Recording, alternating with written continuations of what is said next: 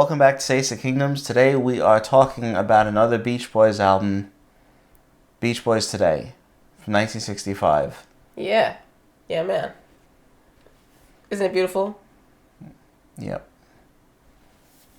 That is an original, It's original. non-1965 album. I don't know when we got this. I don't know when this is from. Doesn't matter. There's some interesting things with this album. Because I've read numerous times that this is Brian's first great achievement. Like it's a breakaway. Yeah, it's the first album that let me read because Please read it. let me read right from here. Okay. Read it. This is on the Wikipedia page for the Beach Boys Today. It's where the truth lives. A periodical of note. It signaled a departure from their previous records with its orchestral sound, intimate subject matter, and abandonment of car or surf songs. Unquote. Not. Psych. Yeah, that has That's so lame. bothered me for a long time because All Summer Long is already that departure if you wanted to even talk about that. What about In My Room? Yeah. And the other thing is, so? I know. It was surf rock. It's one of those videos. It was surf rock. If it's not about surfing anymore, then what is it? It was surf rock, and then it was car rock. Right. And then it was Fraggle rock. I think what I'm saying, Kitten, is that I don't really understand why singing about surfing somehow denigrates any of the earlier songs. Like, why you need to abandon that to be considered in any way a serious band. That just bothers me. But in any case, this is not the first such departure. No. So, this is an incredible album, though. Now, this album is really also something that I think we mentioned in the last video, something about just listening to it on vinyl and having the, side 1 and side 2 being so perfectly. And also sometimes distinct with their tone. Yes. Or. It was skylarking, wasn't it? It was. Yes. This also is like that. Yeah, it is. Side 2. It is, clearly. I mean, side 2 has been revered for forever. I mean, my favorite song on this album is "She Knows Me Too Well." No, that's mine. My favorite song on this album is "In the Back of My Mind." Oh, that's mine too. I like the Bull Session. You can have that one. No, I do. I mean, obviously, come on. She Knows Me Too Well is just a little masterpiece. No, I mean, it's beautiful. It's like, it's the Beach Boys approaching what to me is just, I don't even know if I'd say approaching, just sacred songs. They're so absolutely beautiful. And, but yeah, so it opens with "Do You Want to Dance?" with Dennis singing. Sung by Dennis, yeah. A very Spectre-y production. Yeah. But I really would say "Do You Want to Dance" is the most Phil Spector sounding track on this album. Anyway, Dennis has a great voice, and this is a really good song. Mm-hmm. Obviously not a Brian Wilson song, but of all the versions of this song, my favorite is probably the Ramones, but still, this is a great version of it. Yeah, that's a fun one. That's a fun one. The 3 tracks after that, "Good to My Baby," Don't Hurt My Little Sister, and "Wanna Grow Up to Be a Man," are really extraordinary, I think. Of course, that's not I don't think that's a minority opinion. But I think the first side of this album does get a little overlooked because they always want to focus on the second side as being a precursor to Pet Sounds. Mm-hmm. You read that a lot. Everything you read about the Beach Boys seems to be written in relationship to Pet Sounds. Mm-hmm. It's either this is, a precursor leading up to Pet Sounds, or this isn't as good as Pet Sounds, or they lost what they had on Pet Sounds, or... Mm-hmm. It's always, Pet Sounds is like the standard that everything is measured by. Yeah. Even before it, which isn't fair. Right. Yeah. I agree. And it does give you kind of a skewed view of the Beach Boys, and And it doesn't allow you to listen to the albums on their own merits. I think the albums before Pet Sounds, none of them are even close to mediocre. None of them. We did we talked about Surf and Safari.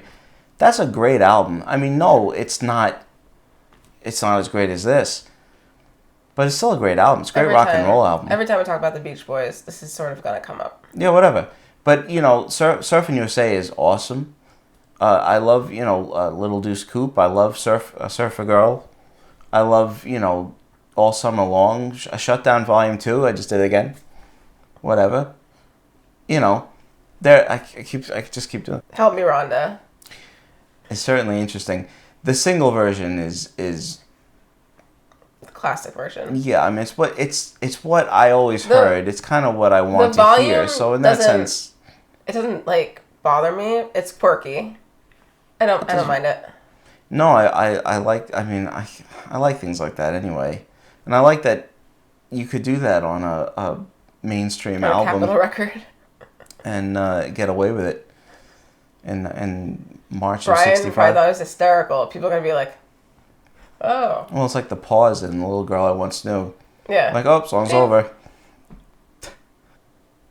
Yeah, I guess I'd have to say I like the single version better, but it's still a great song.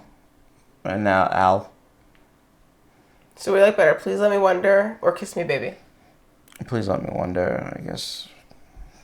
Okay. Well, I never thought about it, but since you asked me that quickly and I answered... Kiss Me Baby is a great song. Yeah, I didn't say that.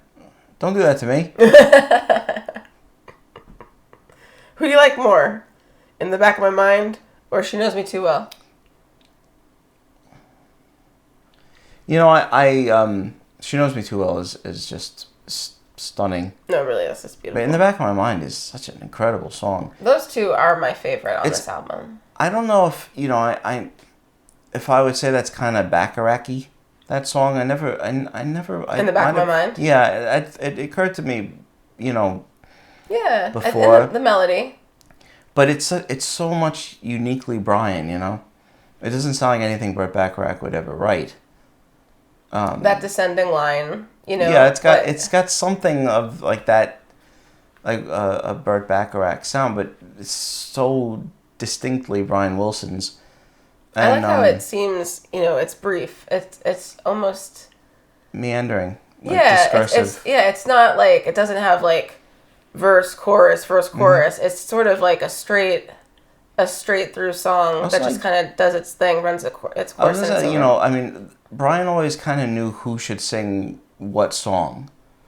Well, it's something that the Beach Boys as a whole knew, mm-hmm. that Carl should sing this, Al should sing that, Bruce should sing that, whatever. And, and I also, I think it's fantastic. It's great that the brothers always were so proud of each other, that Brian pushed both of them forward, mm-hmm. that, that Dennis and Carl were so proud of Brian and, there was no jealousy there at all. No, so, Dennis opens and closes this album. Yeah. I love Dennis's voice. Yeah. It has kind of a rugged, kind of... I'll get a room. I love Dennis. It's such an extraordinary song. And I mean, again, the end of this, the way it trails off, you can just hear traces of, and, Sgt. Pepper. Revolver, Sgt. Pepper. I mean, it's just, it's a constant. Kinda, mm-hmm. That, there are a few musical moments on this album that would at the time have made you really just kind of sit up and go like, wait, what? Play it again and you're like, what? Mm-hmm. Where'd that come from? I would love to go back in time. Because there are some real surprises on this. The Bull Session's funny. I think it's interesting that they put that on here. And it's so very Beach Boys-ish. Mm-hmm. Sorry, Beach Boysy and... To just keep it light. They're eating hamburgers. They're down to earth. We love Gidget. and I just feel like Those they're hamburgers were they're like- like real life Gidget. Yeah. Did you order one? It's the ultimate. Yeah. No, this is awesome. Wonderful, wonderful album. Beach Boys today. Let us know what you think about the Beach Boys today in the comments. Make sure to like and subscribe, please. And also stay tuned for more videos coming up soon from States and Kingdoms. Thank you so much for watching.